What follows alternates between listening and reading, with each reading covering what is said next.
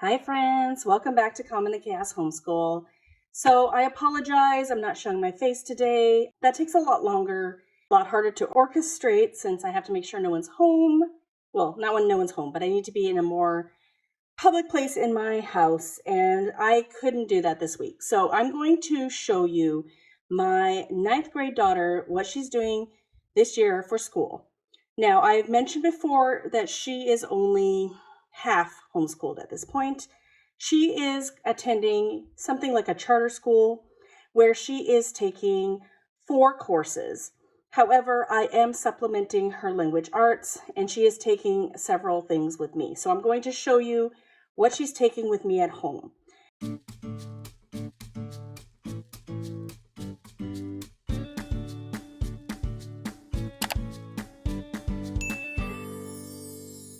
Now, before I get started, I'm going to let you know at this other school, she is doing math, she is doing American literature, she is doing American history, she is doing career explorations.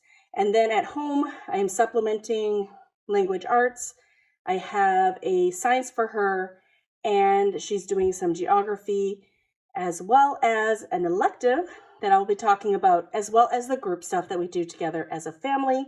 If you want to see the group stuff we do together as a family, you'll want to check in the description box below. I'll have a link to my playlist talking about what all my kids are using this year, 6th, 7th, 8th, and 9th graders. And there will be a family subject video in there as well, so you can check that out to see what we're doing as a family or as a group. Okay, so this daughter, she is not doing things entirely on grade level. She does struggle a little bit with some aspects of learning, so you'll see that throughout this video as well.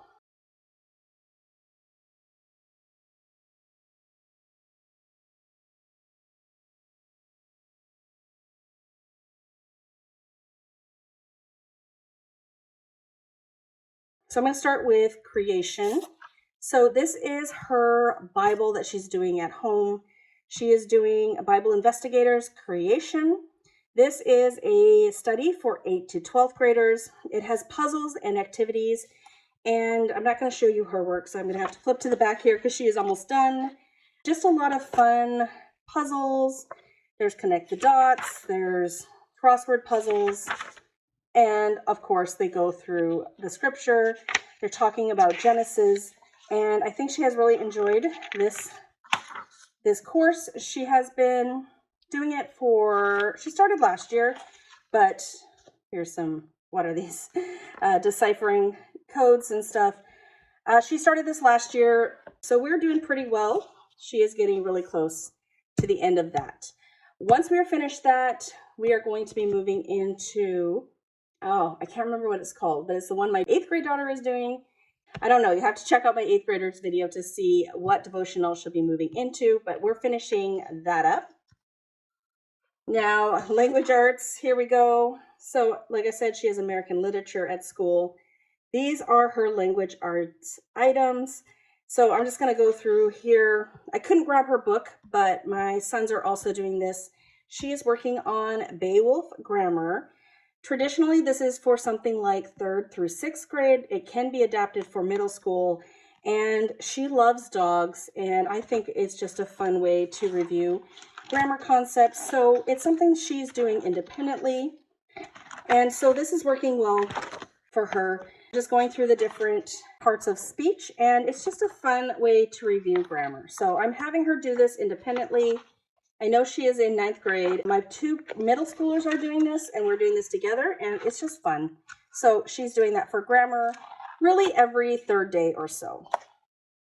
Next, for vocabulary, we are finishing up book 5. I don't think I'm going to get her a new book this year just because she doesn't have a whole lot of extra time with all her other classes. But this has been going well for us. It does challenge her. I do like how Wordly Wise works. Basically, they have a word list with several words. They tell you different meanings for the words, so they're not just learning a basic meaning for the word, as well as different forms of the word, so like sensation, sensational, etc. And then they have a whole bunch of different activities. So there are 5 parts, but they'll have different activities that make the kid use the word in different ways and just think about the different meanings of the words. And then the last one is always a passage to read and answering questions. And they have to answer the questions using words that they have learned. So they're right here. So Wordly Wise works for us. We are just going to finish this up. I think she was on maybe, she's on 14 now. So she might have been maybe on lesson 12. So we have about half of this. So we can definitely spread this out throughout the year. All right, so she still works on spelling. She is on part 2 of level E. And this is what it looks like.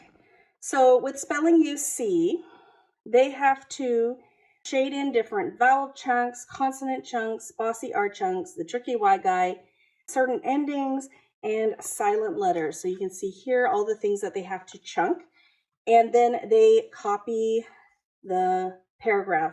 What I like about spelling you see is they are learning to spell within context.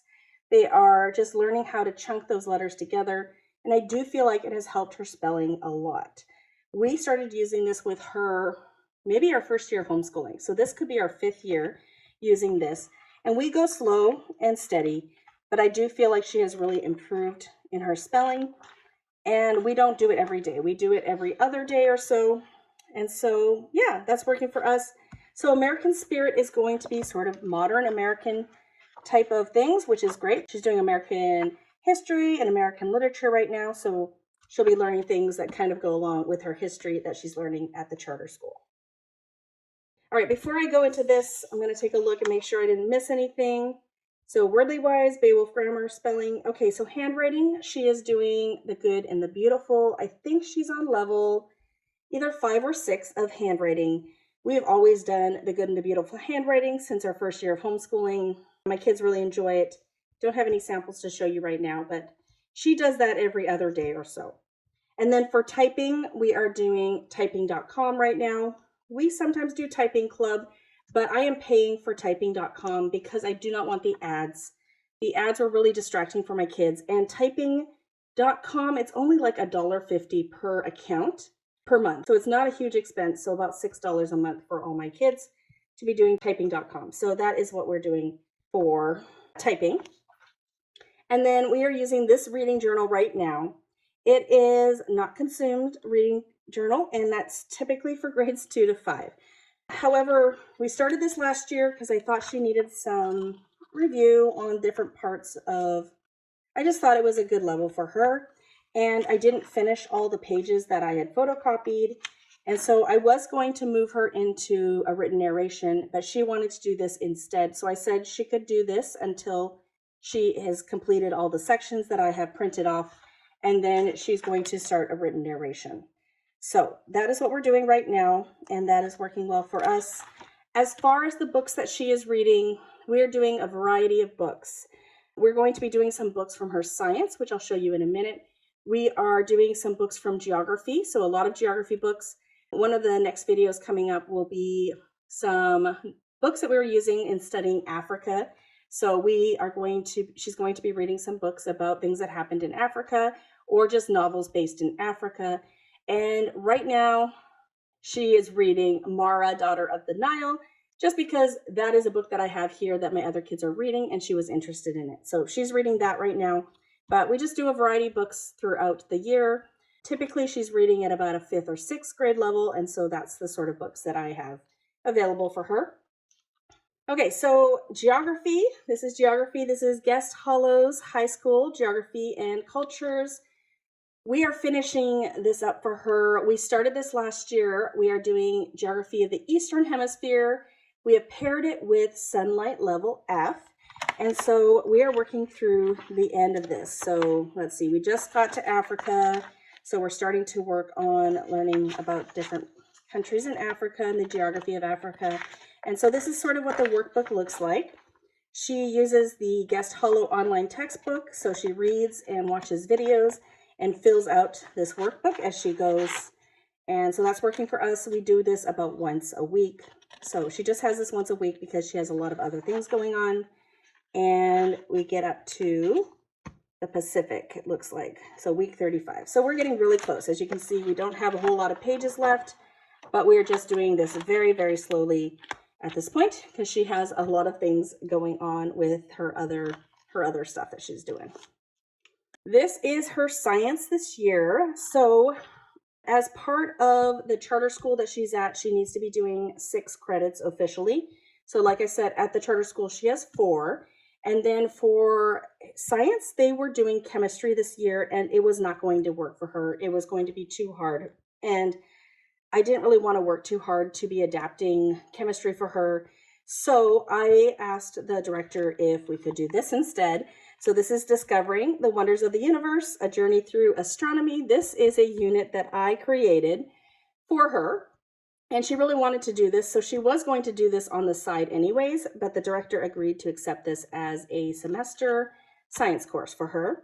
And so she's doing a literature-based multi-sensory guide for 5th to 8th grade. And like I said, because she has learning struggles, that is fine, even though it is really, I made it, I believe, at more of a middle school level. So this is sort of what the weeks look like. I'm just going to flip in a little bit more here. So that can be quite a few things. And what I'm doing is I'm having her work on this for 50 minutes a day. And she just checks off how far she gets as she goes. So there are some things that I have crossed off for her. This is my copy, but there are some things we're not doing, so I'm just crossing them out. But we are going through this, and I'm just going to show you some of the books that I'm using with this here. So we have the Planetarium. So that's this book here. It is huge. You're not going to be able to see it. I'm sorry, I'm bumping my camera, but it is a huge book, and it's a beautiful book, and it really inspired me in the creation of this course. So I can't even, like, that's how big it is. Okay, so we have like the Planetarium. That's one of the spines. And then we have another, like, I can only show you like this massive book called Space Maps. And so I can't even really show you with this top-down view, but just another beautiful book full of facts and information about space. So we have that. And then we have another spine that they are doing, that she's doing, is this Amazing Space. So this has a ton of information in here. And then one of the other ones, and there's another one I think I don't have right now on me, but space exploration. All right, so we have books like this that she is reading through.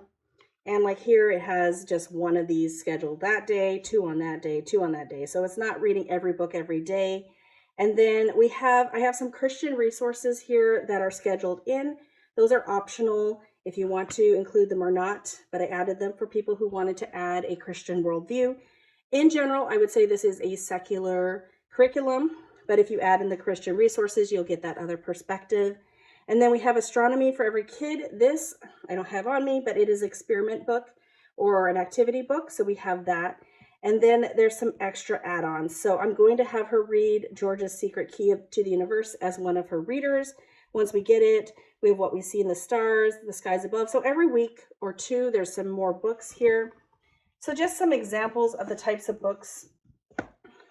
Here's one that is more of a novel, Hidden Figures, the Young Readers Edition. I definitely read through all of these books, but this one was really interesting to me.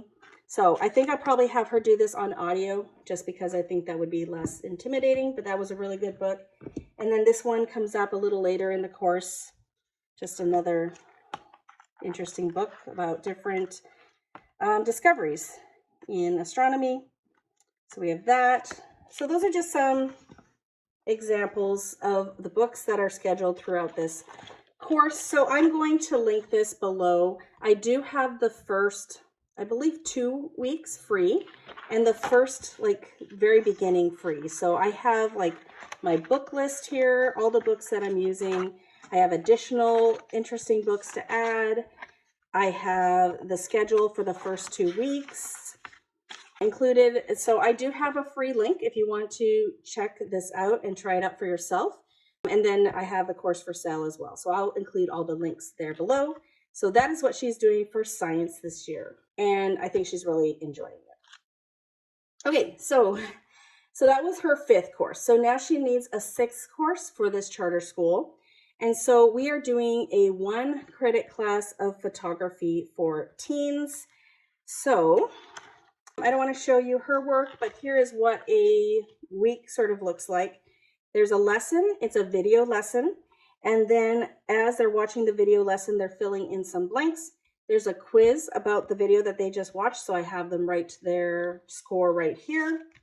And then there's an assignment for that week. So it just tells her what to do for her assignment that week. And so this only goes to about 12 weeks, but it is a half credit course for high school level kids. So there's that. I will link a link. I will link a link to this below, but I also leave a link to everything that I showed here in case you're interested in it for your own kids.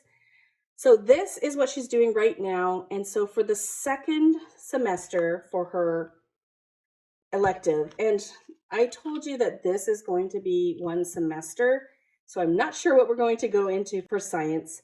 I am planning on making a earth science unit, and so maybe that's what we will do for science next semester. I'm not sure about that. So yeah, so that's 1 semester, and then this is a 1 semester course. And then this is what I'm planning on doing with both my 8th and 9th grader. Next semester, Beyond Personal Finance, Design Your Future. And this is also a video course, and it looks really interesting.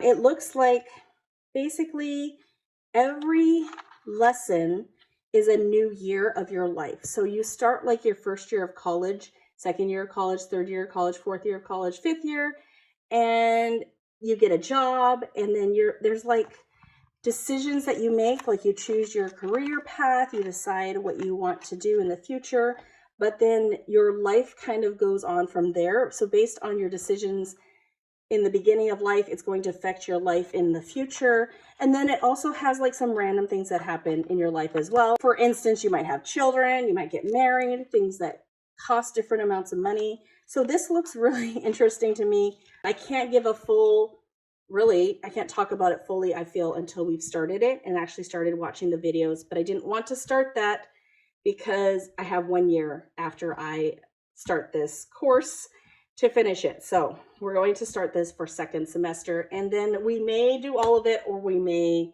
do half of it. It just depends on how far we get. So this will be her second semester. Okay, so that is pretty much everything that I have here on her chart. This is a weekly chart that I give her. I only give her some of these things like 3 days a week because she's at school pretty full on for 2 of the days. And then these classes always have homework for the next time she goes to class. And then astronomy is something she's doing every day because that is something she's supposed to be doing as a core. And then like photography is probably twice a week. And so I'm giving her some of these things only a few times a week just to help supplement, but trying to not overwhelm her. And it is a very tricky balance because some of her homework for the charter school can take some time, but she's also in high school. So she's learning that sometimes she has to do schoolwork on a weekend, and sometimes you have to do schoolwork in the evening, and it's just, that's life. So that's what she's learning. She's really enjoying her charter school. She enjoys the kids in her class. She's made friends. Like I said, it's only twice a week, and I feel like that's a really nice balance for our home. And then I have the kids home 3 days a week, all of them together, so we can do group work and work on these things, these assignments and stuff like that. So thank you so much for coming today. If you like videos like this, don't forget to give me a like and subscribe if you haven't already. And I hope to see you all in a future video. Bye, everyone.